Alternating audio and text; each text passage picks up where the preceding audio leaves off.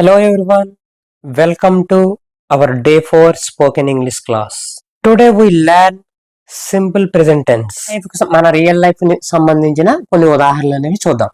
అంటే మన నిత్య జీవితానికి సంబంధించిన సింపుల్ ప్రెజెంట్ టెన్స్ అంటేనే మన నిత్య జీవితంలో రోజు చేసే పనుల కోసం చెప్పుకోవడం. అలాంటి కొన్ని సెంటెన్స్ ని ప్రాక్టీస్ చేద్దాం. First one, she eats samosa. She eats, నేను దేని మీద కాన్సన్ట్రేట్ చేయమన్నాను? సబ్జెక్ట్ మీద వెర్బ్ మీద కాన్సన్ట్రేట్ చేయమన్నా. షీ ఈట్స్ సమోసా అంటే అర్థం ఏంటి? ఆమె సమోసా తింటుంది. ఆమె సమోసా తింటుంది. అలాగే హీ డ్రింక్స్ మిల్క్ అంటే అతడు పాలు తాగుతాడు.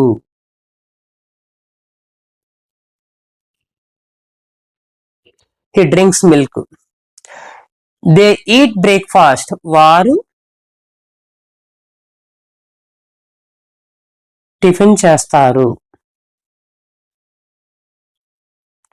వారు టిఫిన్ చేస్తారు. అలాగే we like పరోటా.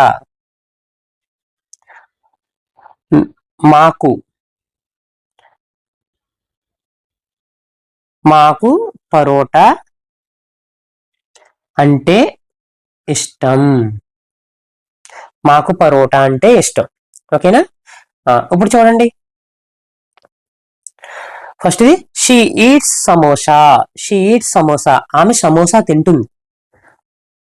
రెగ్యులర్ గా ఆమె సమోసా తింటుంది. హీ డ్రింక్స్ మిల్క్, అతడు పాలు తాగుతాడు. అతను రెగ్యులర్ గా పాలు తాగుతూ ఉంటాడు. అలానే దే ఈట్ బ్రేక్ఫాస్ట్, వారు ప్రతిరోజు టిఫిన్ చేస్తూ ఉంటారు రెగ్యులర్ గా. నెక్స్ట్ వీ లైక్ పరోటా, మాకు పరోటాలు అంటే ఇష్టం. పరోటా అంటే ఇష్టం, వాళ్ళకి పరోటా అంటే ఇష్టం అనుకో రెగ్యులర్ గా. ఓకేనా? సో ఇది మీరు ఎలా చెప్పాలి? ఫస్ట్ సబ్జెక్ట్ వెర్బ్ చెప్పాలి. She eats, he drinks, they eat, we like. ఇవే ఫస్ట్ సబ్జెక్ట్ వెర్బ్ నే మీరు బాగా ప్రాక్టీస్ చేస్తే ఆబ్జెక్ట్ అనేది ఆటోమేటిక్ గా చివరిని పెడతాం. ఓకేనా? She eats, he drinks, they eat, we like. ఓకేనా? She eats samosa, he drinks milk, they eat breakfast, we like parota. So ఇవన్నీ మనం రెగ్యులర్ గా చేస్తుంటాం కాబట్టి సింపుల్ ప్రెజెంట్ టెన్స్ లో చెప్తాం అనమాట. సో మనం మెయిన్ గా ఏం గుర్తుపెట్టుకోవాలి? సబ్జెక్ట్ వెర్బ్, ఇవే మనకి మెయిన్ ఆధార సెంటెన్స్ కి. ఫస్ట్ వీటినే మనం గుర్తుపెట్టుకుంటే మిగతా ఆబ్జెక్ట్ అనేది ఆటోమేటిక్ వచ్చేస్తుంది. Next home. మనం హోమ్ లో ఏం చేస్తాం? రెగ్యులర్ గా ఏం చేస్తాం అది రాద్దాం. ఫస్ట్ అండి, I watch TV. I watch TV అంటే మనం అందరం టీవీ చూస్తామా చూడమా? ఇంటి దగ్గర చూస్తాం. I watch TV. Next he plays football. He plays football. He plays football. Next I exercise. I exercise regularly. I exercise regularly. ఓకేనా? ఫస్ట్ ఐ వాచ్ టీవీ అంటే నేను, I అంటే నేను కదా, నేను టీవీ చూస్తాను. నేను టీవీ చూస్తాను. హీ ప్లేస్ ఫుట్బాల్, అతడు ఫుట్బాల్ ఆడతాడు. సో రెగ్యులర్ గా చేస్తాడు ఈ పని. ఫుట్బాల్ ఆడతాడు, రెగ్యులర్ గా చేస్తాడని చెప్పడంలో ఉపయోగిస్తాడు. అలాగే ఐ ఎక్సర్సైజ్ రెగ్యులర్లీ. నేను, ఐ అంటే నేను వ్యాయామం చేస్తాను. ఎక్సర్సైజ్ అంటే వ్యాయామం కదా, నేను వ్యాయామం చేస్తాను. Okay? I watch TV, he plays football, I exercise regularly అంటే ఇవి ప్రతిరోజు చేస్తుంటారు కాబట్టి సో మనం వీటిని సింపుల్ ప్రెజెంట్ టెన్స్ లో చెప్పడం అనేది జరుగుతుంది అనమాట. ఓకే? ఓకే, అర్థమైందా? సో మీరు ఈ సెంటెన్స్ లో మీకు దేని మీద ఫోకస్ చేయాలని చెప్పాను? సబ్జెక్ట్ మీద వెర్బ్ మీద. సబ్జెక్ట్ మీద వెర్బ్ మీద ఫోకస్ చేయండి. ఫోకస్ చేస్తే ఆ ఆబ్జెక్ట్ అనేది ఆటోమేటిక్ వచ్చేస్తుంది. మీరు మూడు గుర్తుపెట్టుకున్నారంటే సెంటెన్స్ అనేది మీకు బరువుగా అనిపిస్తుంది చాలా. ఓన్లీ రెండో గుర్తుపెట్టుకోండి. ఐ వాచ్ టీవీ, ఈ ప్లేస్, ఐ ఎక్సర్సైజ్. అంటే సబ్జెక్ట్ ని వెర్బ్ ని గుర్తుపెట్టుకున్నారంటే ఆబ్జెక్ట్ అనేది ఆబ్వియస్లీగా చివరి వస్తుంది కాబట్టి అది మనం ఏం గుర్తుపెట్టుకోవాల్సిన అవసరం లేదు. ఓకేనా? ఐ ఎక్సర్సైజ్, ఈ ప్లేస్, ఐ వాచ్. ఓకేనా?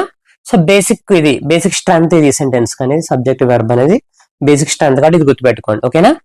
నెక్స్ట్ స్టడీకి సంబంధించిన కొన్ని ఉదాహరణలు చూద్దాం. స్టడీకి సంబంధించి we read English novels. We read English novels. They study together.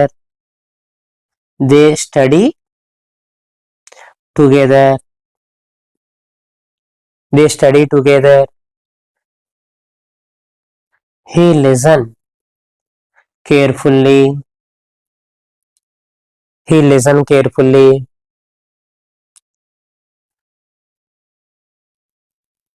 She writes a story. ఇక్కడ చూడండి, స్టడీకి సంబంధించి we read English novels. మేము ఇంగ్లీష్ నవలలు చదువుతాము. They study together. వారు కలిసి చదువుకుంటారు. He listen carefully. అతడు జాగ్రత్తగా వింటాడు. She rights A story. ఆమె రోజు ఒక కథ రాస్తుంది. ఇవన్నీ కూడా మనం రెగ్యులర్ గా చేస్తుంటాం కాబట్టి సింపుల్ ప్రెజెంట్ టెన్స్ లో చెప్పుకోవడం అనేది జరుగుతుంది అనమాట. ఓకేనా. సో మీరు ఫోకస్ చేయాల్సిందండి we read, they study, he listen, she writes. So దీని మీద ఫోకస్ చేశారంటే మీకు సెంటెన్స్ పలకడం అనేది చాలా ఈజీగా వస్తుంది. మీరు మొత్తం సెంటెన్స్ ని ఒకేసారి పలుకుతామని ట్రై చేస్తే చాలా కష్టంగా ఉండి మీరు స్కిప్ చేస్తారు. అలా కాకుండా ఓన్లీ సబ్జెక్ట్ ని వెర్బ్ ని మాత్రమే పలకండి. we read, they study, he listen, she write. ఇలాగే ప్రాక్టీస్ చేస్తే మీకు ఇంగ్లీష్ అనేది చాలా easy. Okay. Next speaking practice కి మరికొన్ని సెంటెన్సెస్ అని ఇవ్వడం జరిగింది. నేను ఎందుకు ఇన్ని వర్డ్స్ ఇస్తున్నానంటే మీరు ఎన్ని వర్డ్స్ ఎక్కువ మాట్లాడితే అంత ఈజీగా మీకు ఇంగ్లీష్ రావడం అనేది జరుగుతుంది అనమాట. సో ప్రాక్టీస్ చేస్తేనే మనకి ఇంగ్లీష్ అనేది రావడం జరుగుతుంది. అంటే ఎన్ని సెంటెన్సెస్ ఎక్కువ ప్రతిరోజు మనం అలా నెంబర్ వేసుకుంటామో మనకు ఆటోమేటిక్ గా ఇంగ్లీష్ అనేది రావడం జరుగుతుంది. సో ఏవో సెంటెన్సెస్ కాదు, మనం ఏం చేస్తున్నామో రోజు అవే సెంటెన్సెస్ ఏం చేసామో ఆ సెంటెన్స్ అలా ఇంగ్లీష్ లో మాట్లాడడానికి ట్రై చేస్తూ మనకి ఇంగ్లీష్ లో అనేది బాగా రావడం అనేది జరుగుతుంది అనమాట. అంటే ప్రాక్టీస్ చేయడం వల్లనే మనకి ఇంగ్లీష్ అనేది రావడం జరుగుతుంది. ఎందుకంటే ఇంగ్లీష్ అనేది ఒక భాష కాబట్టి. సో గుర్తు పెట్టుకుంటే రాదు, మనం ప్రాక్టీస్ చేయాలి. నోట్లోంచి ఎక్కువ వర్డ్స్ అనేవి బయటకు రావాలి. ఓకేనా. I walk every day. They play chess. He talks too much. She eats samosa. We play together. I walk every day అంటే నేను ప్రతిరోజు నడుస్తాను. దే ప్లే చెస్ అంటే వారు ప్రతిరోజు చెస్ ఆడతారు. హీ టాక్స్ టూ మచ్, అతను ప్రతిరోజు ఎక్కువగా మాట్లాడతాడు. షీ ఈట్స్ సమోసా, ఆమె సమోసా తింటుంది. వి ప్లే టుగెదర్, మేము కలిసి ఆడుకుంటాము. ఓకేనా. నెక్స్ట్ మనం చేసే కామన్ మిస్టేక్స్ ఏం చేస్తుంటాము. షీ వాక్ అంటే కరెక్టా, షీ వాక్స్ అంటే కరెక్టా? షీ వాక్స్ అంటే కరెక్ట్. ఎందుకంటే షీ ఇట్లతో వెర్బ్ కి ఏం రావాలి, వెర్బ్ కి ఎస్ వస్తుంది అనమాట. Next I, you, we, they, వీటికి మాత్రం వెర్బ్ లాగే ఉంటుంది, ఎస్ ఏమి రాదు. సో దీనికి మాత్రమే మనకి ఎస్ అనేది రావడం జరుగుతుంది ఇప్పుడు ఈ షీట్లకి. సో అది గుర్తుపెట్టుకుంటే, సో కాబట్టి షీ వాక్స్ అనేది రైట్ అవుతుంది, షీ వాక్ అనేది రాంగ్. అలాగే వీ రన్ అనేది రాంగ్ అవుతుంది.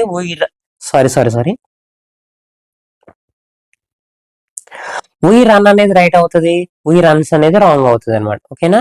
అంటే హీ షీట్లతో వెర్బ్ కి ఎస్ అనేది రావడం జరుగుతుంది. ఐ, యు, వీ దేలకి వెర్బ్ ఎస్ ఏమి రాదు. ఓకే.